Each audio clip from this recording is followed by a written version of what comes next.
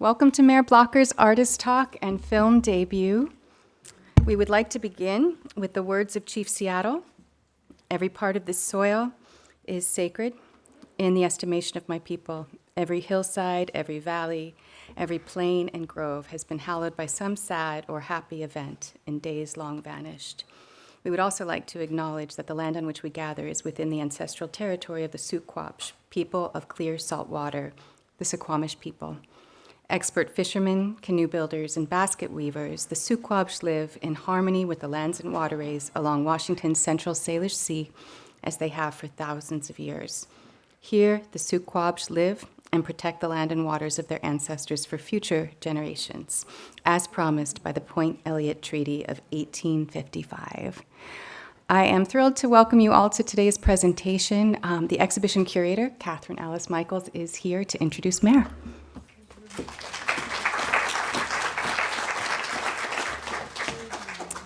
Hi, everyone. Thank you so much for coming.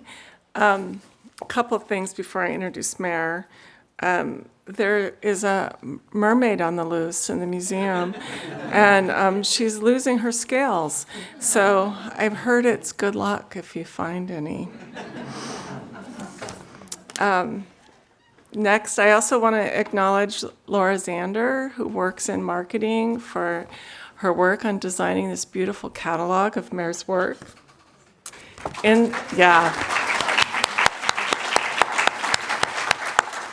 It's really an exceptional catalog. And inside, the cover is, it's called a blow-in.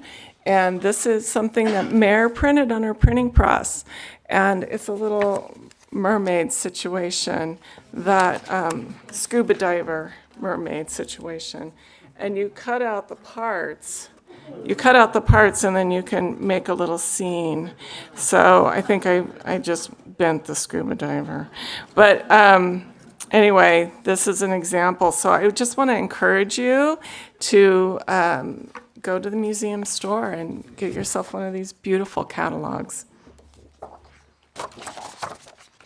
If you haven't been upstairs yet, the show, Storytime with Mare, is so beautiful and incredible. And thanks to Christy Heath for her help installing that exhibition and working really closely with Mare and making it look super spiffy and beautiful. So I hope you find your way up there. So now, Mare Blocker, also known as Pixie Mayhem, was one of the earliest, if not the first, Pacific Northwest book artists to be collected by Cynthia Sears. Fortunately, Bainbridge Island Museum of Art houses much of the work made across the span of her career, which is still going strong. A Seattle native, Mare Blocker has been making limited edition and unique books and prints since 1976 and established the MKimberly Press in 1984. Mare was a Library Fellow Award winner from the National Museum of Women in the Arts, Washington, D.C. in 1991. She's received many other awards, including the Sally R. Bishop Residency at New York Center for the Book, an Innovations in Teaching Award from Whitman College in Walla Walla, and Most Adventurous Publication at Seattle's Bumbershoot Book Fair for The Ultimate Self-Help Book, which you can see up in the gallery. It's rebuilt from an old operation game where you have to take the little tweezers and pull the little things out, or the nose lights up. The objective of the game is this is according to Mare. The objective of the game is to remove the various annoying characteristics of the mother without actually doing her in, which is also known as losing the game, because of course you don't want to do your mother in. Having literally grown up in Seattle's amusement park that once surrounded the Space Needle, she's turned into exactly the artist you would expect. Mare inspired me to buy my first artist book, which was made by her, titled Rita's Garden. So it's an immense joy and honor for me to be able to introduce her here tonight 36 years later. Please welcome Mare Blocker.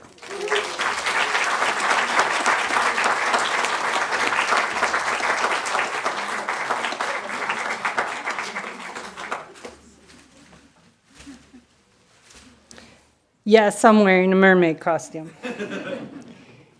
This is.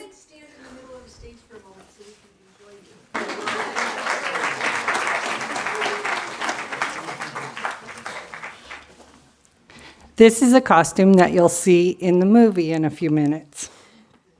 And I'll just give you a little brief bio.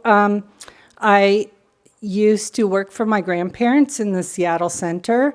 My grandfather had a store around the base of the Bubbleator, and I like to say I grew up in the fun forest. My grandfather painted these kind of Bob Ross paintings that were before there was a Bob Ross, and he frequently dressed as a cowboy with holsters with paintbrushes in them. And then I dressed as a little cowgirl, and I had brushes in my holsters too. And then my first job was painting trees in his landscape paintings. And there's other stories that will come about too. I also, this will come up in the movie, I also took a career detour in the 90s and bought a biker bar with my previous husband in Jerome, Arizona. Yeah, there's that.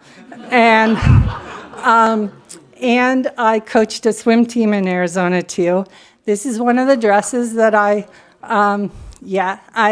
this is one of the dresses that I used to wear at the bar, but I also wore it at my swim meets for my kids, and I had like a big blue Marge Simpson wig.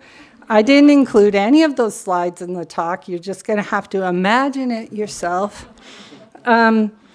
The dress is like 30-some years old. And I used to wear it when I was competing in swimming. So my good friend Tamara added to the dress, and the back is a costume that her daughter made for a Starbucks scholarship, and it's made out of Starbucks cups that are now sequins. So I'm going to give you another view of that.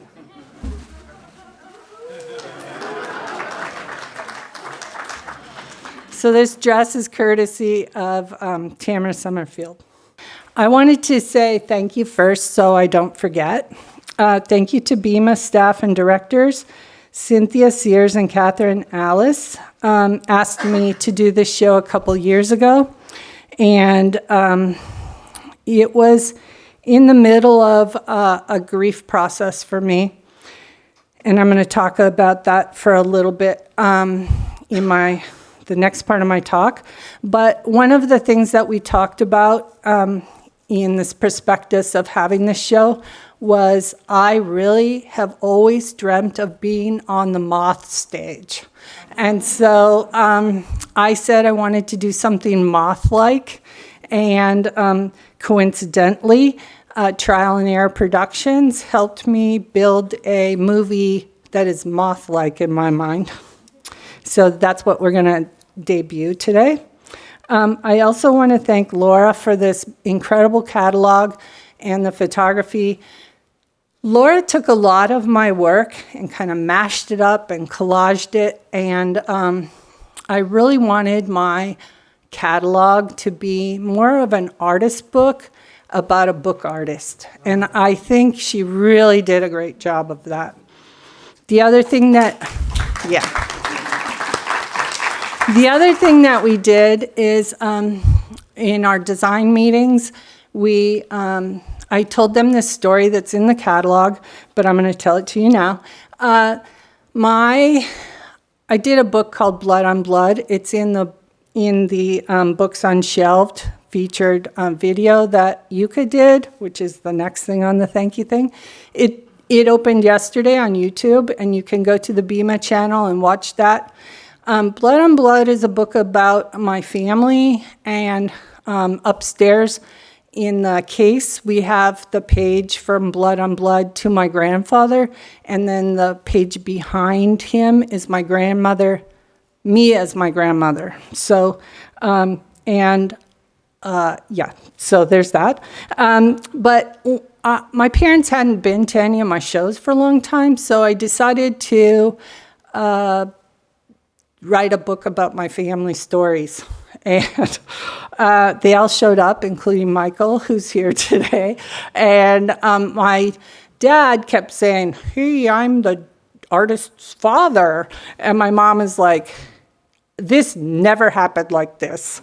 So somehow my mom got a book of Post-its and a pen, and she wrote her version of each story and tacked it to the page on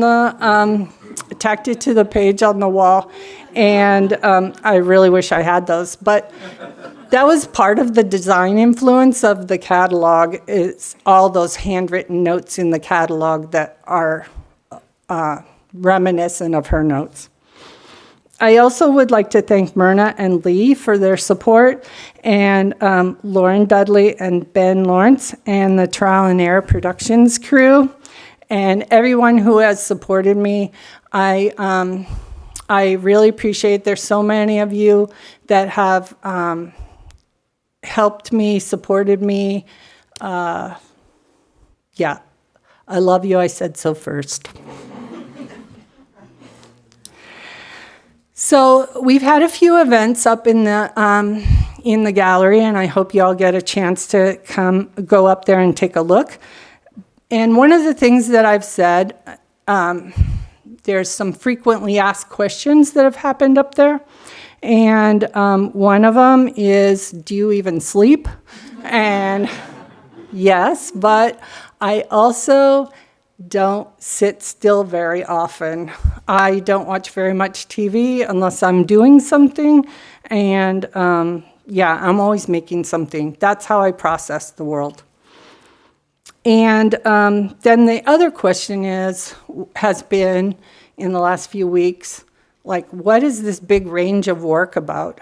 And I used to tell my students that I see my work my trajectory as like a ball of string, and I just throw the ball of string out, and I follow the ball until the end of the string, and then I pick the ball up and throw it again. So these are some of my older works. The piece on the top is really the first piece that put me on the map as a book artist. It's from the 80s. It was co-published with Charles Seluzicki, the late Charles Seluzicki, book dealer in Portland. And it's William Blake, Printing House in Hell. And we got permission from Doubleday to include a critical essay in the back by Harold Bloom. I was, back in the day, we had these things called wall phones. And you were limited in your studio of how far away you could go from your wall phone while you were working.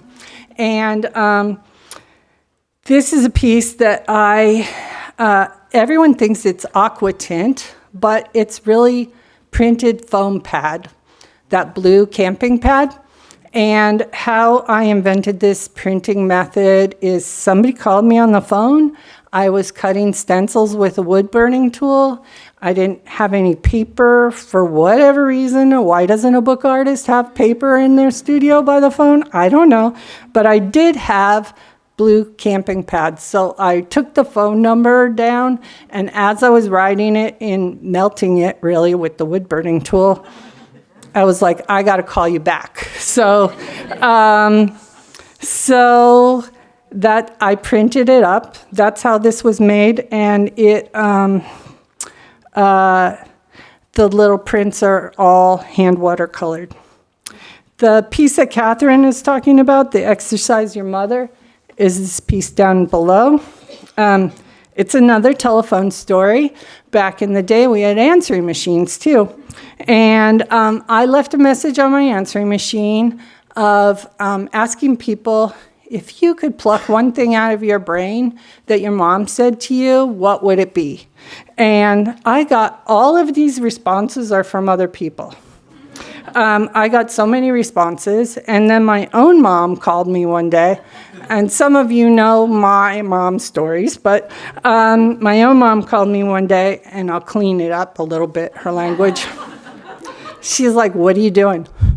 And I told her, and then she's like, "Why can't you make any artwork about your dad?" So,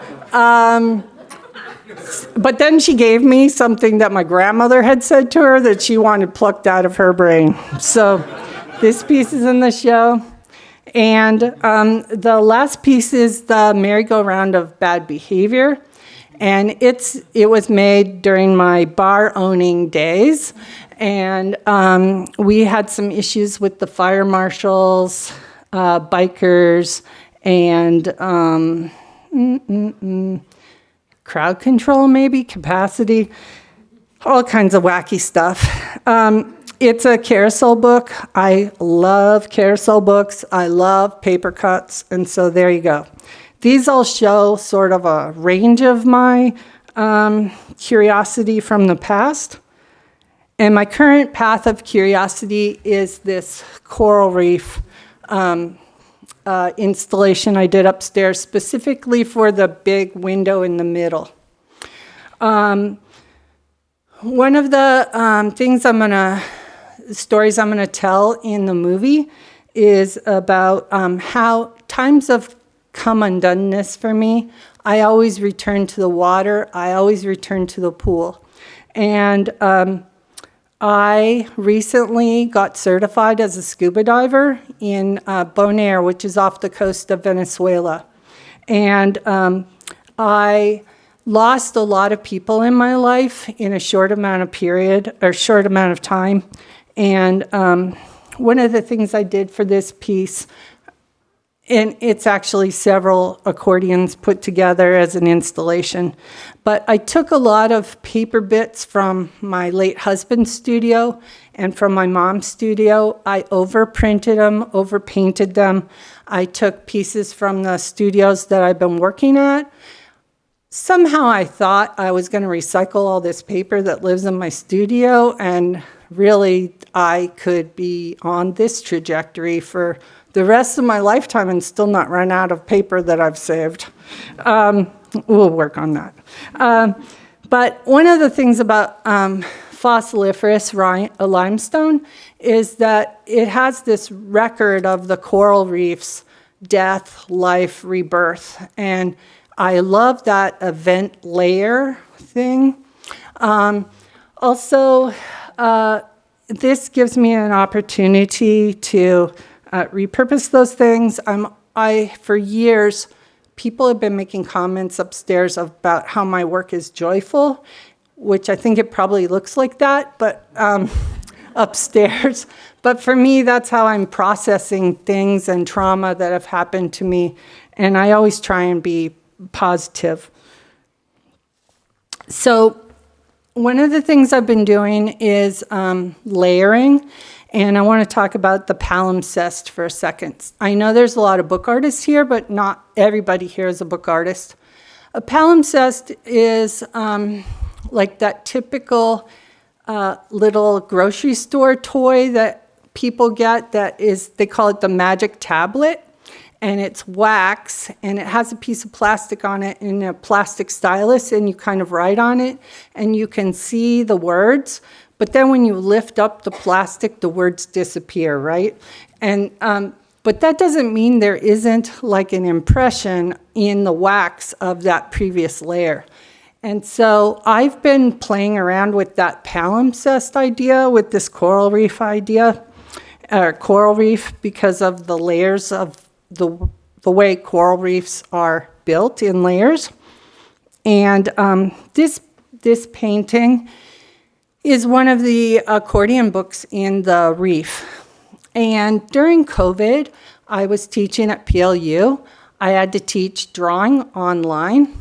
And this piece started out, I wish I had a photo of it, but I don't. It started out as a Sharpie continuous line drawing demonstration. And I didn't have cheap paper in my studio. When everything shut down, I just had decent paper. And so this is like on a really heavy bamboo paper. I started drawing the Sharpie illustrations, and it was right after Buzz had died. And Buzz was my late husband, Buzz was a watercolor artist and a sculptor. And I started painting, my niece and I, Stacy, started painting watercolor paintings with his watercolors. And I started painting this piece. I didn't realize how expensive watercolor was until we ran out of blue. And then I was like, what? This set of watercolors I've been letting this 5-year-old use is like $225. And I've been using it too. So, it's like I have nice paints now. Then after I drew the Sharpie, then I watercolored it, then I painted over it with acrylic paint, and then I collaged on top of it. Then I started cutting it up. So this is the front of that.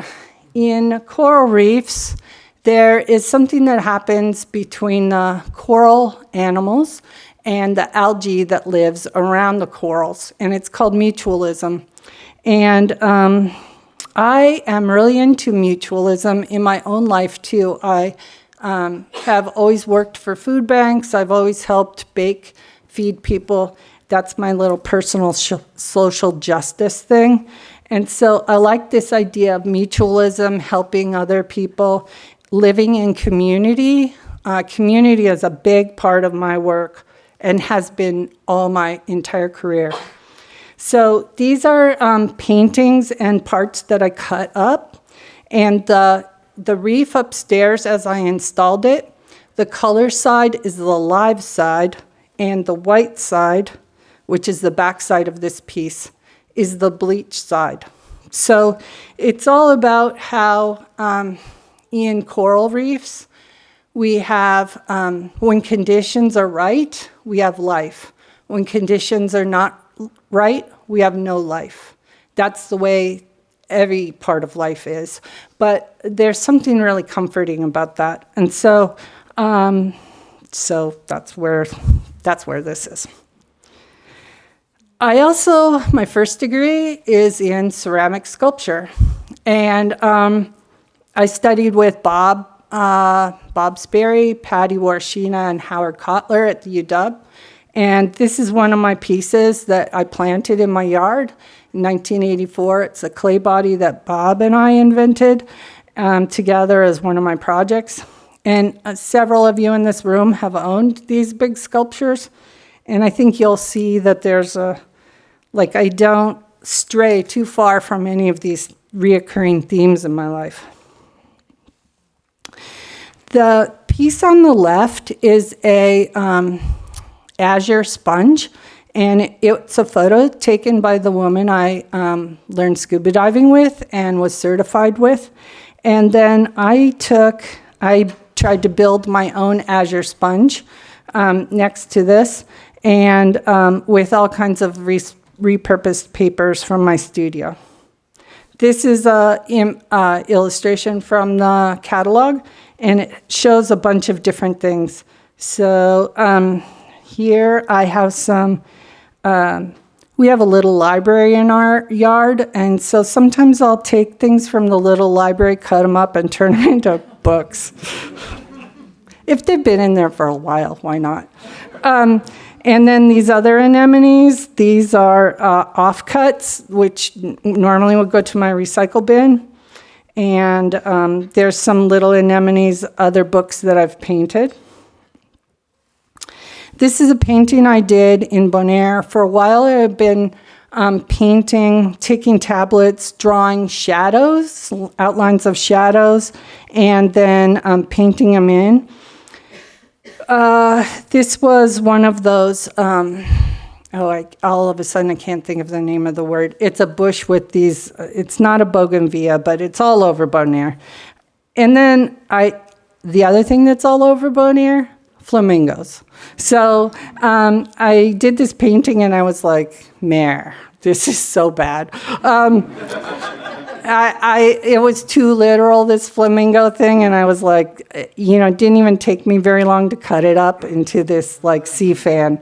The sea fan, this is just to give you an idea of how long this takes. I do cut everything by hand with an X-Acto knife, and this is 11 hours of carving. These are two different beaches. The one on the left is Loch Bay, which is a big bay in Bonaire that has a lot of windsurfers. It has some bars. People hang out at the bars watching the windsurfers. It's pretty shallow. I've enjoyed swimming down there. And then the image on the right is Eden Beach. And last year at this time, I swam from these palm trees over to that other little island across the bay, and it's called the Klein Bonaire Swim, and it's a mile round trip, and a lot of people start it, but a lot of people don't do the whole mile. I did. I feel really good about that. Yay! But these two photos in Bonaire has really inspired a lot of my current work. This is a painting that Buzz did, and part of it is acrylic, part of it is watercolor. We used to play around in each other's studios, and I was doing a lot of stuff with acrylics and dragging paper marbling tools through them and combs, and he started doing that too. You can see that I should have thought to take the photo before I start cutting it up, but I didn't. And so this is the original painting, and then this is the piece upstairs. I tried to make this middle section I thought of as kind of a boat or windsurfers. There's a anatomically correct cut turtle fin on the right-hand side of the slide. And, and the piece on the left is mangrove. And then there's a botanical garden on Bonaire that, if you know me, I love, love, love weird alphabets. And I was really into this coral rubble alphabet. And also I want to explain that on Bonaire, at each of the dive sites, they have yellow rocks with the name of the dive site at them, designating where the easiest pathway into the water is. And so this is something special. And then this is a piece upstairs. It's a map of something special looking down. And up in the upper left-hand corner to you is a yellow circle designating the yellow rock.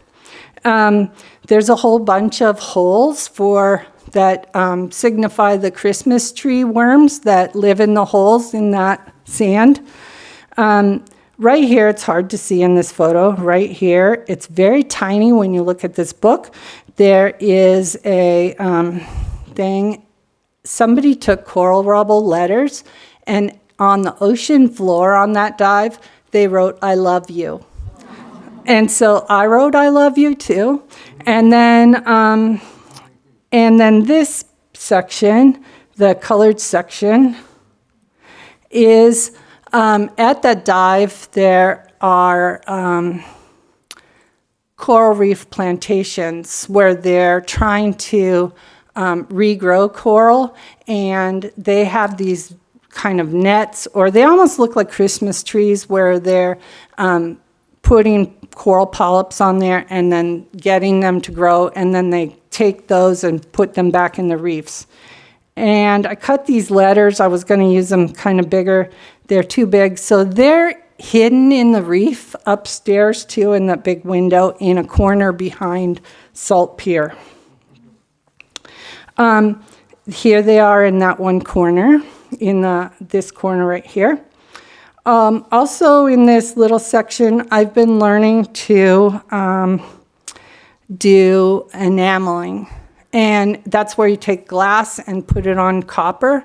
And I've been using repurposed copper etching plates and cutting them, drilling holes in them, and then glazing them with glass. Kind of revisiting all these things. But also I think it's really good to be a lifelong learner, to keep your memory and your excitement about life. Yeah, that's it. And then this is a illustration. This is the whole big reef as it looks upstairs. And this is a piece, there's some of my Lego prints cut up as mangrove reserves. And mangroves are where they're like fish nurseries there. And then down here, this is Salt Pier, which is Cargill has big salt plantations on Bonaire, and they still use the sun to dry salt water out and make salt, rock salt. They ship it from this giant pier. If you tell people you've been diving in Bonaire, they're like, did you go to Salt Pier? And so I have been to Salt Pier, and I wanted to, it's really cool with all these different black lines under the water. That's where we thought we were going to see a seahorse, which you know I'm always about seahorses, but I couldn't find one. And then I made these other little anemones out of my friend Michael, who lives on Bonaire. He feeds troop eels and sugar, and he has all these sugar bags, and I brought a whole bunch of them back with me and turned them into sea anemones. So this is the window as you're looking from the gallery out, and then the bleached side is the white side. These are some details of Salt Pier before it got some of its other things. This is a painting of one of Buzz's pieces that he did about the Grand Canyon. He was a Grand Canyon river guide. And then, of course, I stitched all these pieces together using that baseball stitch, which a lot of you who are bookbinders know that I'm super into, and I use it all the time. And then that leads us to Folktale Week. Folktale Week is something that happens every year, the first or the second or third week in November. Artists and illustrators from all over the world use the same 7 prompts. We all illustrate those words. Some people write their own stories or poems or whatever. We all illustrate them. We all put them up on Instagram, and then using the same hashtags, everyone looks at the words. So after Buzz and a bunch of folks in my family died, I really was on the struggle bus of going back to work. Like, what does it matter? Why am I making art? And my friend Meredith talked me into doing a 100-day project, which led me into joining a writing group called Story Camp Disco. And Story Camp Disco is very involved in Folktale Week.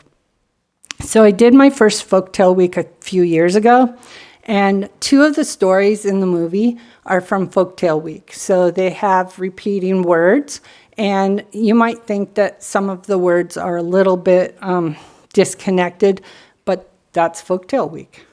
One of the pieces is in Cynthia's collection now, and it's this piece about my great niece Stacy and her science project about growing beans and sunflowers. And her dad did the same project with my dad in the same garden. And Jenna will pass the microphone if anybody has any questions. Yeah, just when in your life did you start doing your art? Oh, sorry.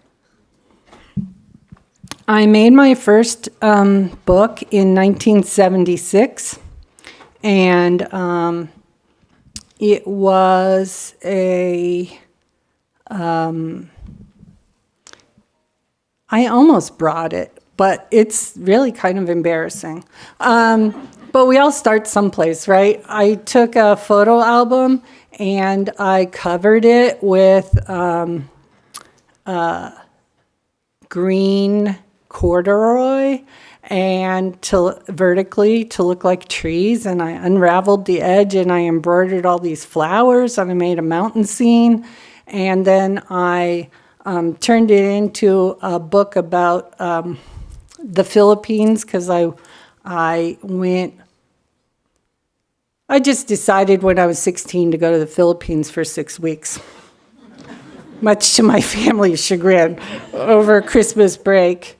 And I had been, I grew up with Filipino truck farmers from working at the public market. I grew up in my family's business in the Space Needle, but also at the public market. So I got to travel to the Philippines with a truck farmer family, and it was in the 70s. Marcos had this program called the Bullock Buy-In Program, and they said I was their albino daughter.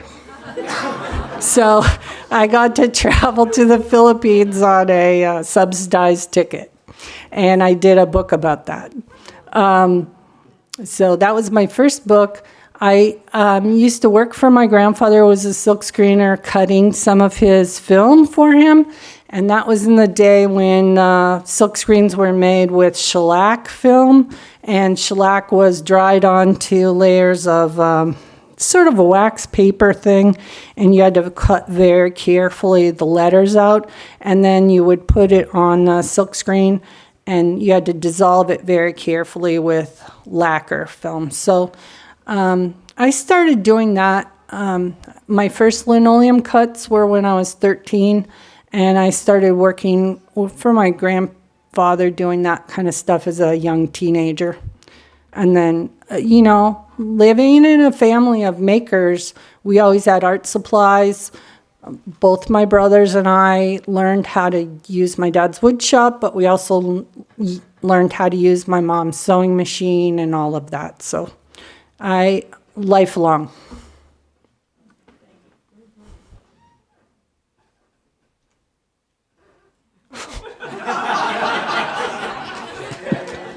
Thank you so much, Mare. Thank you.